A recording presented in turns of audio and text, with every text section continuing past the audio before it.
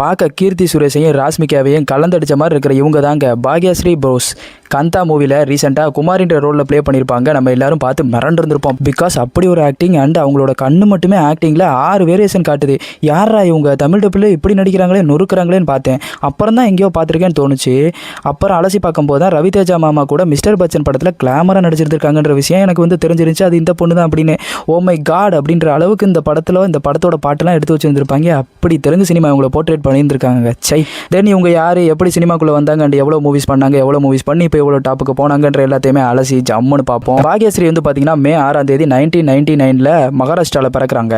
இவங்க வெளிநாட்டில் நைஜீரியாவில் தான் அவங்களோட ஸ்கூல் படிப்பு எல்லாத்தையும் மொத்தமாக முடிச்சுட்டு அதுக்கப்புறமா இந்தியாவுக்கு ரிட்டர்ன் வரும்போது தான் இவங்களோட பேச்சுலர் ஆஃப் மேனேஜ்மெண்ட் ஸ்டடீஸை மும்பையில் பண்ணி முடிக்கிறாங்க.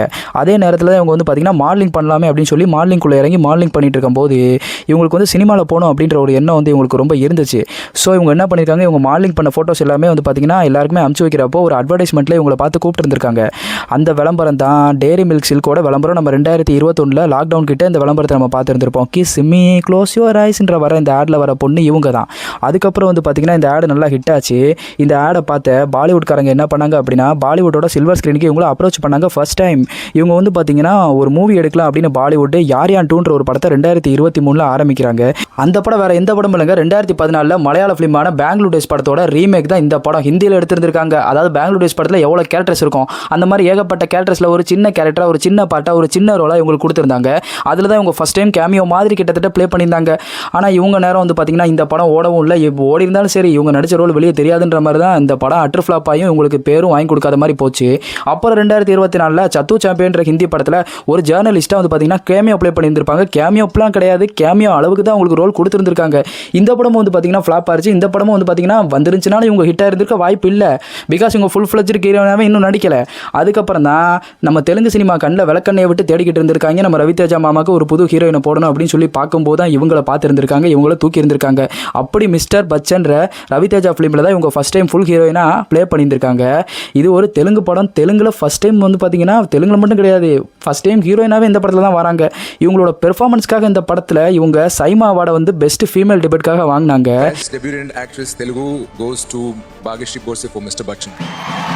பட் அவார்டு வாங்கினாலாம் இருக்கட்டும், ஆனால் இவங்களை வச்சு செஞ்சு விட்டாங்க இந்த படத்தில். அதான் என்னன்னு கேட்குறீங்களா, அந்த டைமில் என்ன ஆச்சு அப்படின்னு பார்த்தீங்கன்னா இந்த படம் ரிலீஸ் ஆகும்போது இந்த படத்தில் இவங்களை ரொம்ப கிளாமராக காட்டியிருக்காங்கன்ற பேரில் காட்டி வச்சுருந்துருப்பாங்க. வெறும் கிளாமருக்காக மட்டும் இருக்கிற ஹீரோயின் மாதிரி இவங்களை காட்டி வச்சுருந்துருப்பாங்க. அப்போவே யாரா இவங்கன்னு எல்லாருமே தேட ஆரம்பிக்கிற அளவுக்கு தான் இவங்களோட ஃபோட்டோலாம் பார்த்தீங்கன்னா ரிலீஸ் ஆகிட்டு இருந்துச்சு.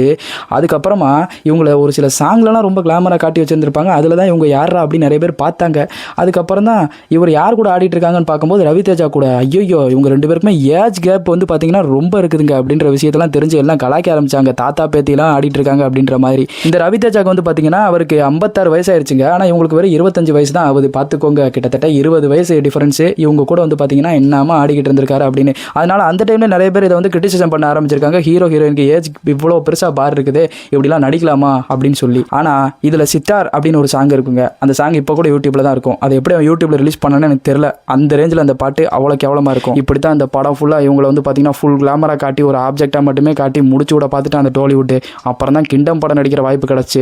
இதில் விஜய் தேவர்கொண்டா படம். விஜய் தேவர்கொண்டானா சும்மாவா தூக்கி போடுவான் அப்படின்ற மாதிரி ஆள். இதில் அவரோட படத்தில் பார்த்தீங்கன்னா இவங்களுக்கு வாய்ப்பு கிடச்சி அதில் என்ன ஆக போகுதுன்னு எல்லாம் பதறிட்டு இருக்கும்போது தான் ஒன்றுலாம் ஆகலை. ஒரு டீசெண்டான ஒரு டாக்டர் ரோல் தான். பிகாஸ் இது ஒரு பேன் இந்தியா டீசெண்டான படம்னாலும் டீசெண்டாக எடுத்துட்டாங்க. ஆனால் இதில் விஜய் தேவர்கொண்டா விட்டு வைப்பாரா, லிப்லாக் அடிச்சு விட்டாரு. தென் அப்புறம் பார்த்தீங்கன்னா நம்ம துல்கர் சல்மான் இருக்கார் பாருங்க, அவர் தான் இவங்களை கரெக்டான வேலை யூஸ் பண்ணியிருக்காங்க. அவரும் தமிழ் சினிமாவும். பிகாஸ் பார்த்தீங்கன்னா இந்த காந்தா மூவியில் தான் இவங்களோட நடிப்புனா என்ன, இவங்க யார், இவங்க எப்படி ஆக்ட் பண்ணியிருக்காங்க. இந்த படத்தோட 3 மெயின் கோரை யாருன்னு பார்த்தீங்கன்னா சமுத்திரக்கனி, துல்கர் சல்மான் அண்டு பாக்யஸ்ரீ தான். இந்த 3 பேர் இந்த படத்தில் ஒழுங்காக இருக்கணுன்ற மாதிரி இந்த 3 பேருமே இந்த படத்தில் அவங்க 2 பேர் எத்தனை வருஷமாக இண்டஸ்ட்ரியில் இருக்காங்க, அவங்களுக்குன்னே இந்த படத்தில் இவங்க நடிச்சிருக்காங்க. இவங்களோட தான் ஸ்டோரியே நகரும். அப்படிப்பட்ட கேரக்டருக்கு பார்த்தீங்கன்னா இவங்களை போட்டது ப்ளஸ் பாயிண்ட் ஆகி போச்சுறான்ற மாதிரி. அந்த விண்டேஜ் காலத்து ஹீரோயினோட அந்த கெட்டப்பு, அந்த பேச்சு, ஒரு ஷாட்லலாம் நான் பார்த்தேன். ஒரே சிங்கிள் டேக் ஒரே வேரியேஷனில் பார்த்தீங்கன்னா 6 டைப் ஆஃப் நவரஸ் ஆக்டிங் பார்த்தீங்கன்னா ஒரே இடத்துல கொண்டு வந்திருப்பாங்க. அதெல்லாம் பார்த்து மிரண்டேன், எப்படிரா இது பாசிபிள் அப்படின்னு. அது மட்டும் இல்லாமல் இவங்களோட அந்த பவர்ஃபுல் ஐ இருக்குது பாருங்கள், அது இந்த படத்தில் தான் இவங்க போர்ட்ரேட் பண்ணி கரெக்டாக காட்டியிருந்திருக்காங்க. இவங்கள்ட்ட ஒரு பவர்ஃபுல் ஐஸ் இருக்குது அப்படின்னு, அந்த ஐஸை வச்சு மட்டுமே நடிப்பாங்க அப்படின்னு சொல்லி. இந்த அளவுக்கு இந்த படத்தில் இவங்களோட பெர்ஃபார்மன்ஸாக இருக்கட்டும் எல்லாமே அவ்வளோ நல்லா இருந்துச்சு.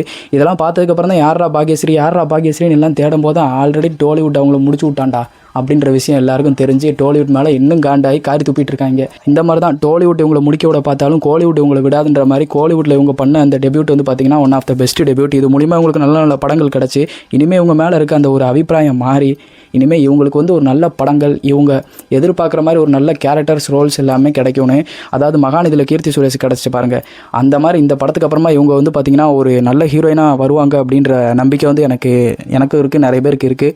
பார்ப்போம். அதே தெலுங்கு இண்டஸ்ட்ரி மறுபடியும் தூக்கி வச்சு சும்மாவே அவங்க தூக்கி வச்சு செய்வாங்கன்ற மாதிரி எல்லாரையும் முடிச்சு விடுவாங்க. இவ்வளோ ஃபேமஸான சும்மாவை விடுவாங்க அப்படின்ற மாதிரி தான். பார்ப்போம் அவங்களோட கெரியர் எப்படி நோக்கி போகுது அப்படின்ட்டு. ஸோ இவ்வளோ தாங்க இவங்களை பற்றி வீடியோ. இந்த வீடியோவில் இவங்களை பற்றி நீங்கள் என்ன நினைக்கிறீங்க, என்ன ஏதுன்ற எல்லாத்தையுமே கமெண்ட் பாக்ஸில் கமெண்ட் பண்ணுங்கள்.